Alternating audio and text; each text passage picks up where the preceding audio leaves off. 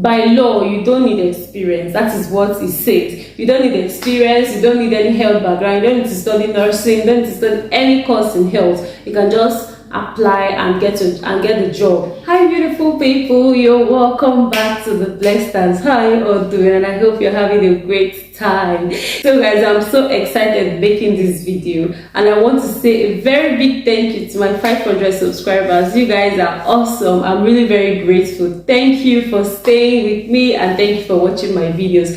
So in today's video, I bring you exciting information about how to come to the UK, the things you need to get ready if you plan on coming to the UK as a healthcare assistant. I've done a video like this about how I got a job here in the UK as a healthcare assistant, but that video came with so many questions. I got so many emails from people who watched that video and needed more information. So now I'm here to respond to your questions, and I'm here to make it more simple and more clear to you guys. So guys, I'm going to start by saying that this job is not so easy to get. Yes, I know so many people are saying or making videos talking about how to come to the UK as a healthcare assistant, and it looks like once you just apply, they're going to give it to you sharp. It's not easy. You still need to job hunt, because there are so many people who are applying to get this job. Not just you, not just Nigerians, not just Africans, so many people. So in the care homes that I've visited, about 4, 5, 6 of them, you see foreigners everywhere. You see those from Philippines, you see Indians, you see Chinese, you see Ghanaians, people from Cameroon, just so many foreigners. So when you're applying, have this at the back of your mind that you're not the only one applying, and don't get discouraged. Don't get discouraged and say, oh, it's not working for me. No, keep trying. Okay, so I'm going to talk about things that you need to get ready and prepared, and once you've done all these things, you can apply with confidence and then pray and hope that one day you get that email that you have been waiting for. So guys, if you're interested in a video like this, sit back and enjoy. So the UK government launched a new visa, the health and care worker visa. I know most of you have heard about it, and that is why you're here to watch this video. So that visa is simply a visa for people who are coming to the UK as support workers, healthcare assistants, senior carers, and all that. So it makes it a lot easier for you to come to the UK as a support worker or a care worker with a tier 2 visa. Okay, so but how do you get this? You need certificate of sponsorship from an employer before you can be able to come to the UK to do this job. And I'm going to just talk about things that will make your CV attractive and things that you really need to do if you intend coming to the UK as a healthcare assistant or as a carer or as a senior carer. Guys, I would like to say this before I go into this video properly. If you don't have any background in health, you don't have experience, please stop applying as a senior carer, because you really need experience, some years or months of experience before you can be offered a job as a senior carer. Yeah, so having to do the visa, the visa for the healthcare assistants. By law, you don't need experience. That is what it says. You don't need experience, you don't need any health background, you don't need to study nursing, you don't need to study any course in health. You can just apply and get the job as a healthcare assistant. But come on guys, think about it this way. If you're the one employing somebody and you need to pay a huge amount of money to sponsor the person to come all the way to the UK, do you think you will employ someone without experience? I don't think you will do so. So in as much as the government says, yeah, you can apply, you can come without having experience, without having any background knowledge, but you need to equip yourself, because you're not the only one applying. And definitely anyone who will spend money to bring you to the UK, pay for sponsorship and all that, that person will want you to be like the best, so that their company or their care home will just be fine and keep running very well. So you want to be outstanding and then give them a reason to pick you over these other people. So there are thousands of people applying to get this job, and you need to put yourself in a position where when the recruiting agency or the employer sees your CV or look at what your application or what you've submitted, they'll just have this prompt to take a further step with you. Okay, so guys, in this video I'll just break down things that I feel that if you do, it gives you a higher chance to get this job. First of all, I would say before you start or before you start any application, there are 15 standard certificate courses you need to take, yeah, for care. So I'll be reading these courses out to you, and I'll also tell you where you can take these courses. Most of the courses are you pay for them, but they are not so expensive. They are things that you can actually afford.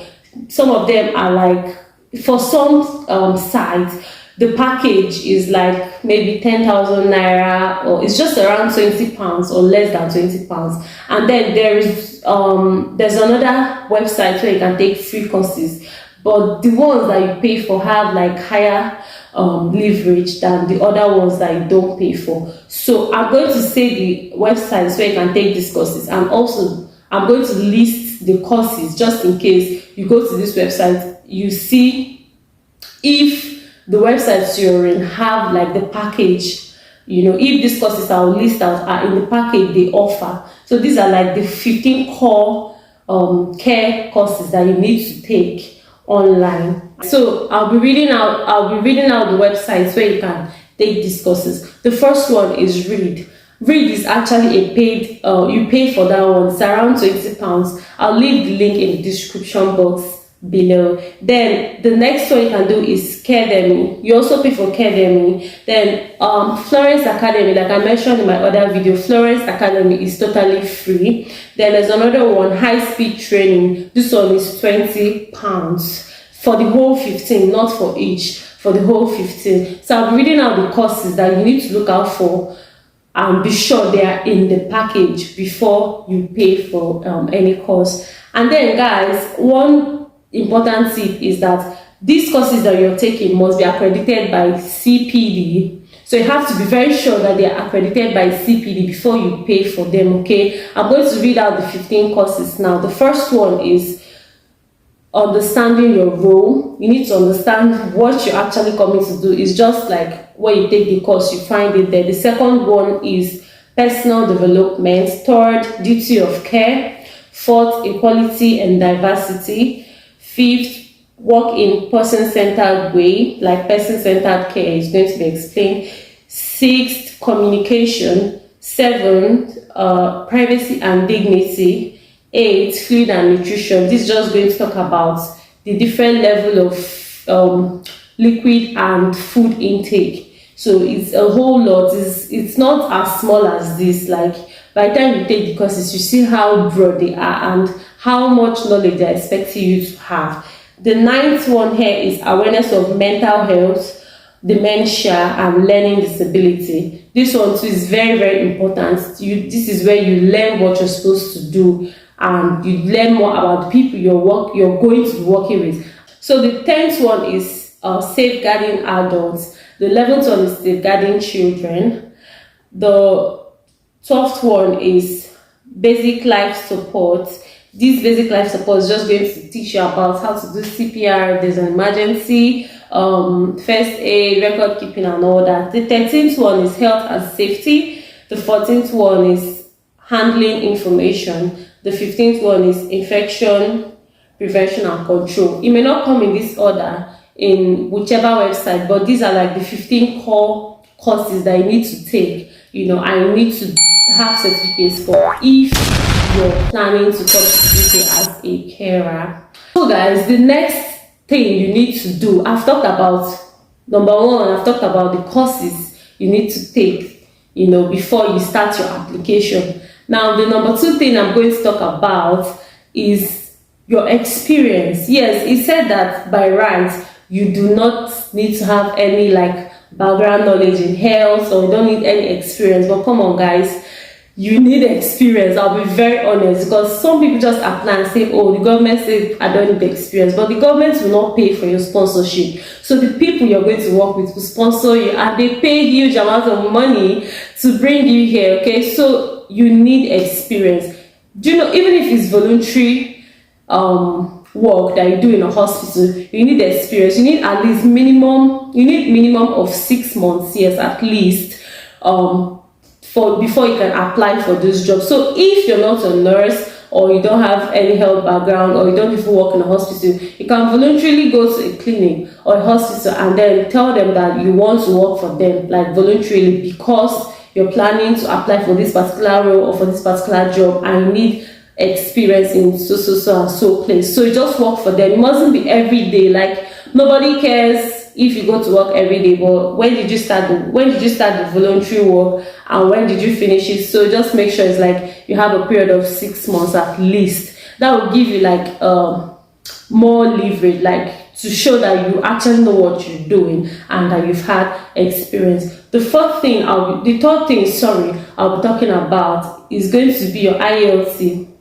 Your IELTS. There's an IELTS, the UK via IELTS. This one is for those who want to apply as carers, need to write this IELTS. This is just to prove that you understand English, can write in English, and you speak English, because most of the people you're working with will be English speaking people. And for this IELTS, you just need a band 4. Okay, so the fourth thing I'll be talking about is your CV, guys, because by the time you've done these courses, you've gotten the experience.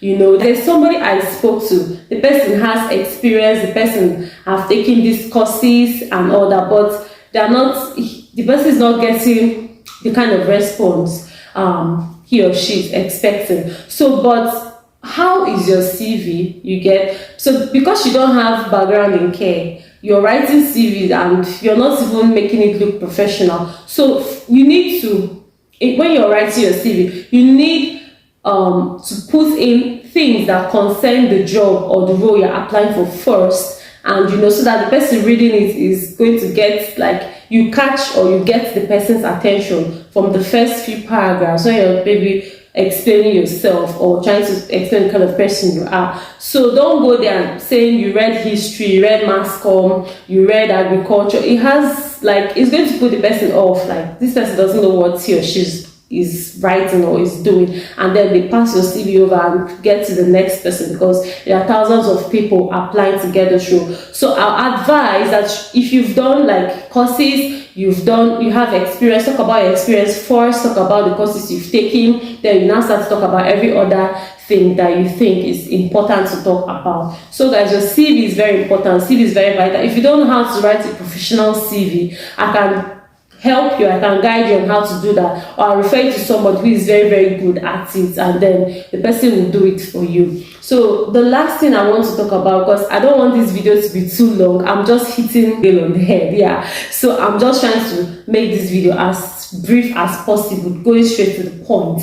So guys, the final thing I want to say to you guys is, don't give up, okay? Even if you've taken these courses, you've gotten experience, you've done everything, and you feel like, I've done everything and it's not working, do not give up, guys, because that moment you give up, you don't know if that will be like your golden opportunity. I just throw it away because you feel you're tired and all that. There are so many people who apply for this job, like I said earlier. So just keep applying and applying and applying, and as you apply, just make sure you're ready, that whenever you're called upon for an interview, you just know, like, you be in the right state of mind, you know what answers to give for every question, because you're prepared. So I'm going to make a video on questions that are regularly asked by these, like, interview questions that you get to answer. Most of them you can't escape them. I'm going to make a video on that just after this video. So this is going to help you to prepare your mind, and whenever you're called upon for an interview, you're just ready to give it to them hot, okay? So you guys, I've been so serious in this video, but